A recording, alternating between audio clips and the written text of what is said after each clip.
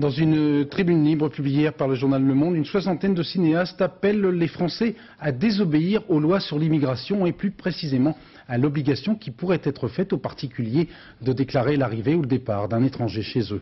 Cet appel à la désobéissance civile a été qualifié d'inadmissible par Jacques Toubon, alors que la socialiste Martine Aubry se réjouissait au contraire, je cite, de voir des intellectuels s'opposer à une loi inique. Le point de la polémique, Olivier Carouf. Ce cinéma d'arrêt d'essai parisien s'est transformé pour quelques heures en temple de la contestation des lois sur l'immigration. Une cinquantaine de jeunes réalisateurs ont officiellement demandé leur mise en examen pour avoir hébergé des étrangers en situation irrégulière. Il y a une semaine, un tribunal avait retenu ce motif pour condamner une jeune femme. Pourquoi ça tombe sur elle? Parce que la loi est naze, tout le monde le sait, tous les juristes savent qu'elle est naze. On ne peut pas être auxiliaire de police à vérifier les papiers des gens qui viennent chez soi. Notre métier, c'est de dire aux gens ouvrez les yeux.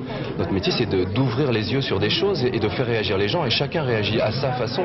Et certains de leurs aînés n'ont pas tardé à réagir, comme Claude Miller ou Bertrand Tavernier.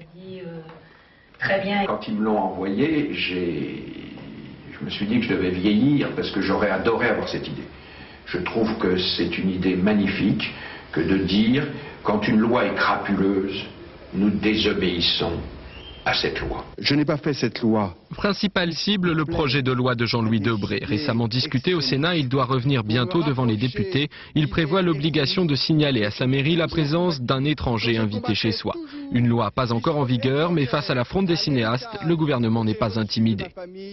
Dans un état de droit, tous les citoyens sont tenus de respecter toutes les lois. Pas intimidé non plus, Éric Raoult, le ministre de la Ville, a écrit à chacun des réalisateurs signataires pour lui conseiller un quartier difficile où se faire héberger pendant quelques semaines. Une polémique de plus entre politique et cinéma, deux mondes pour lesquels il devient difficile de trouver le moindre air de famille.